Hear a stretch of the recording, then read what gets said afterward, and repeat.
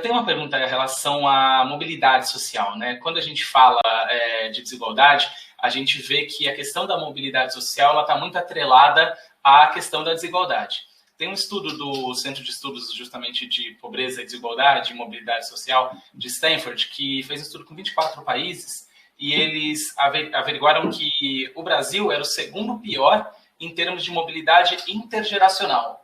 O que isso quer dizer, né? Que entre os pais e os filhos, a diferença de salário do pai rico para o filho rico e do pai mais pobre para o filho mais pobre é muito discrepante. Então, mostrando que a mobilidade social é muito pequena, é muito difícil para o trabalhador mais pobre, para o filho mais pobre, digamos assim, passar a ganhar mais que o pai, e a mesma coisa, é muito mais fácil para o filho mais rico subir na sociedade, né? Digamos assim, na sua renda, na sua qualidade de vida.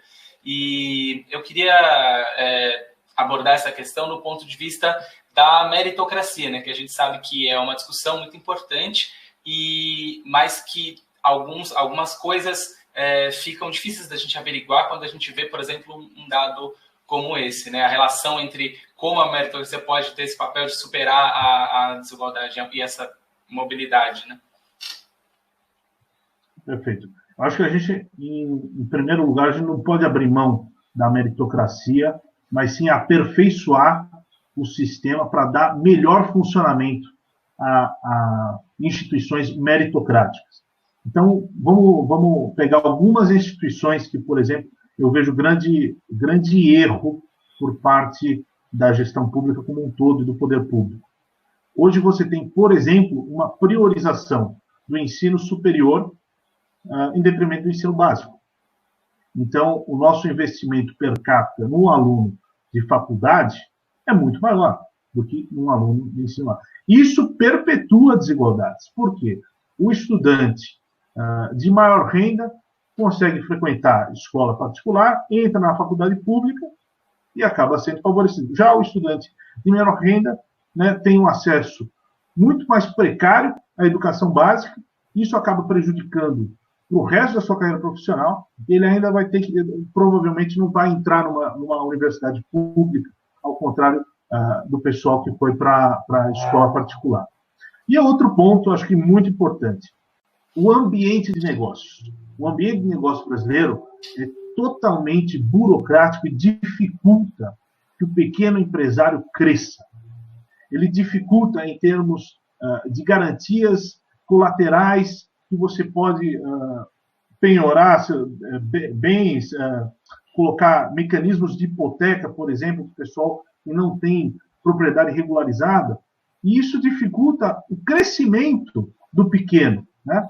Hoje, pequenas e microempresas respondem por 99% das empresas registradas no Brasil. Por outro lado, você tem um ambiente totalmente hostil a essas pessoas que literalmente prende as pessoas numa bola de ferro e não as deixa crescer, progredir. Eu acho que tem muito disso atrelado à falta de mobilidade. Uhum. Com certeza.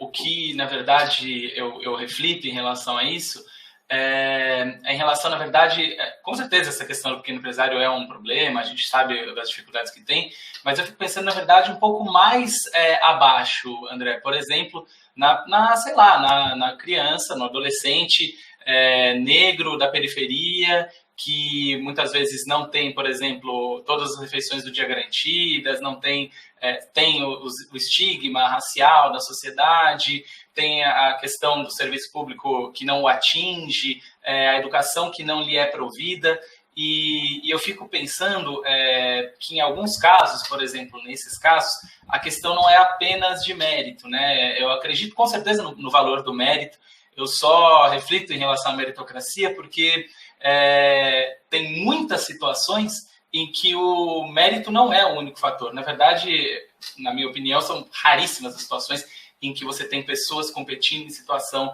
de igualdade, né? E como a gente fala justamente de desigualdade, para mim isso tem muito a ver também com os pontos de partida. Então, eu enxergo com muita dificuldade essa questão quando a gente está falando de pessoas tão diferentes, né? De situações econômicas e sociais e pessoais tão diferentes. Então, eu sinto que é necessário um papel incisivo da sociedade, do Estado, enfim, de todos, para que essas barreiras possam ser superadas e aí sim a gente colocar as pessoas em igualdade de condições a ponto de apenas o mérito ser o fator ali que determina quem vai, por exemplo, ocupar uma vaga de emprego ou quem vai, por exemplo, ser aprovado num concurso, por exemplo.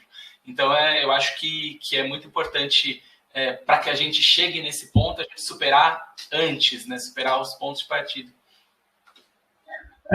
Eric, eu tenho uma leitura que é o seguinte: o nosso Estado é grande e ineficiente e é muito fraco.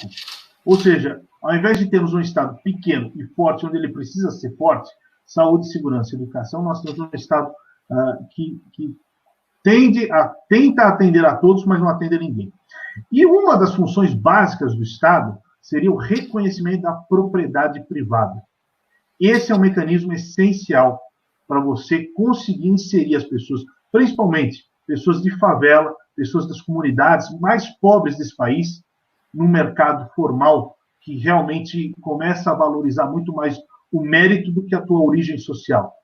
Porque sem a propriedade privada, em primeiro lugar, a pessoa não consegue ter água, esgoto, não chega um boleto, ou seja, não consegue operacionalizar um negócio, não consegue hipotecar sua casa. 70% dos negócios nos Estados Unidos começam com hipotecas, ou seja, para mim, a grande desigualdade social de partida começa por uma debilidade social do Estado, no reconhecimento da propriedade, que deveria ser uma função de um Estado mínimo, porém focalizado no que realmente importa.